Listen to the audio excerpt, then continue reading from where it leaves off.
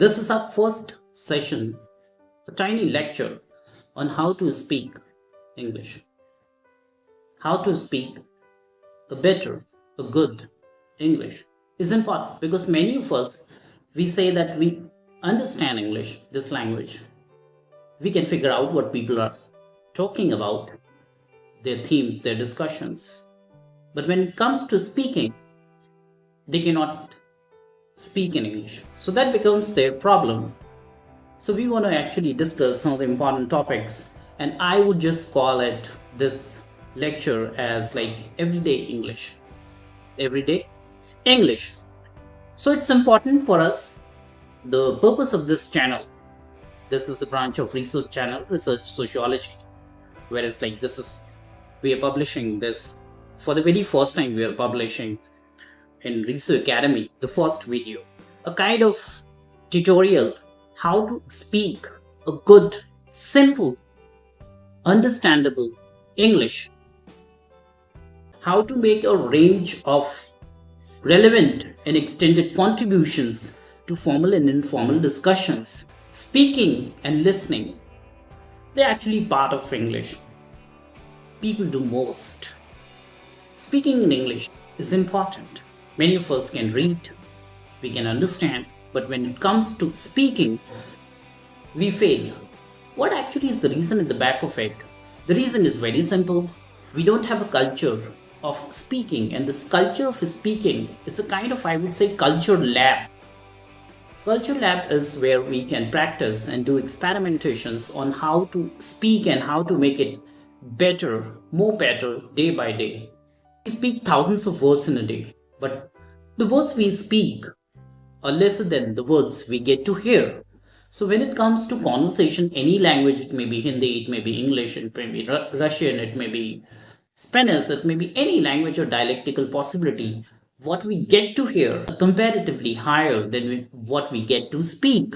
And when it comes to employability, our employers who seek us, who employ us, they want people like who can speak clearly with confidence, listen carefully, and do a careful and categorical narration, candid narration. So English speaking, when it comes to speaking English and listening English, is important. When it comes to listening, again important. When it comes to speaking, again it's quite important for us to understand. Really, some people are just, they're shy and quiet, and some people are bubbly and they're very chatty.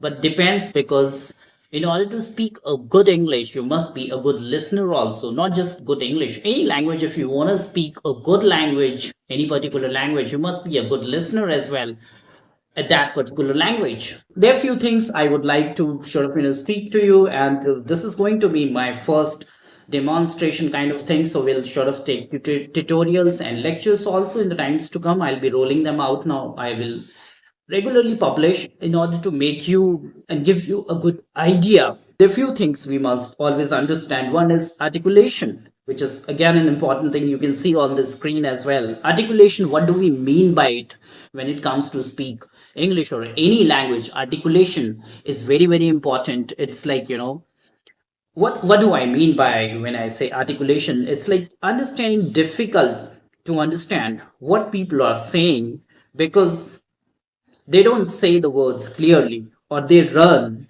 the words into each other. Sounds talking fast, they're talking very fast, but it's just they're not taking the trouble to speak clearly. Saying each word clearly is called articulation. So articulation is very important as a learner, as a listener, as a speaker. Articulation skill is very, very important in English as well. The very simple definition of articulation, I've just briefed you, I've spoken that out. Saying each word clearly is called articulation. Or sometimes what we do, we run into words. Sounds like difficult to understand for people. So that should not be happening. It's very important. We must have articulation skills. Now, the second point is volume. Speaking at the right volume is also very important if you want to get your message across. If you want your message to get across, Speaking at the right volume is very important in English also. Whispering to a large group in a big hall would be as unsuitable as shouting at someone who is just sitting next to you. The volume is very important. Now, the third component of this sequence I'm talking about is your speed. You slow down so that you can work out what they're saying. Sometimes, people speak very fast, they're speedy, and we wish and we wonder if they can slow down so we can work out what they're saying, we can figure out, we can understand what they're saying because the speed is very high. Hear more words than we speak. We get to hear more words than we speak any language. So, for an example, TV presenters, they're very quick in speaking. The anchors, they're very quick in speaking. So sometimes we need to sort of, we wonder if they can sort of slow down, we can make out what maximum of what they are saying. And then some people are just slow, and we wonder and we should think in a heart, in a mind that we wind them up.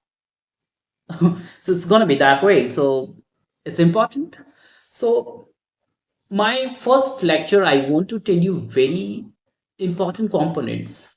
Any language, it may be Russian, it may be Portuguese, it may be Spanish, it may be English, it may be Sanskrit, it may be Hindi, it may be any local dialectical language, anything, or international languages. It may be Ukraine language, it may be any language.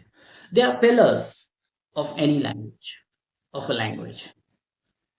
And these pillars are very important. First is like basic grammar, fundamental, elemental grammar, basic, fundamental, elemental grammar, then right pronunciation. And third is vocabulary. Basic grammar, fundamental grammar, right pronunciation second, and your vocabulary. And fourth pillar, I would say, culture of speaking, which I'm talking about, culture lab. Culture of speaking should be there. You can talk, you can practice any language you're learning, whereas we talking English, maybe you talk to a friend over the phone or to a colleague over the phone, or you interact maybe over a video call, Zoom calls. There are different modes, social medias that we get to hear and interact today. And maybe you have a friend circle, or maybe a group, or maybe you're a part of community where English language is spoken a lot. You can be a part of that ambience and try your skills out and sort of better them, hone them up as much as possible, and practice your language, practice your grammar, vocabulary, and constructions, sentence constructions. So it is going to be a good possibility, like your basic grammar, your pronunciation, and your vocabulary, and at the same time of cultural speaking. If you keep on studying, if you keep on working on your basic grammar, your pronunciation, and your vocabulary, but you don't have a culture of speaking, specifically I'm talking about English, then what's going to happen, you may not be able to practice those theoretically. You may be able to peep into sort of study grammar, basic structures and parts of speech, and maybe tenses and other things like present tense, past tense, future tense, and then prepositions, and then articles, the nouns, pronouns, different things. And vocabulary, maybe daily you remember and sort of learn 10 new words, and then your pronunciation also, you sort of do some mirror practice and other things can help you. But if you don't have a culture of speaking, they'll be just dead practices. They're not going to make anything into a reality, into a possibility for you. So make sure that when you practice these things simultaneously, there must be also a culture of speaking. And if it is not there, just create one, because you may get in touch with the person who speaks, maybe over the phone, over the video call, or maybe you can be a part of a group or community or a kind of gathering where English language is being spoken, and it's practiced, so you can be a part of that, and make sure that you have a culture of speaking. That's very important. So to my audience, to my crowd, I'll be preparing my lectures, giving you notes and modules so that you can get in touch with me on my sessions, on my lectures upcoming, and will make you speak very easily, because it's very simple to speak, but we make it kind of rocket science, and there's a lot of phobia and embarrassment is also attached to this language when it comes to Indian context, because we take it as a status symbol.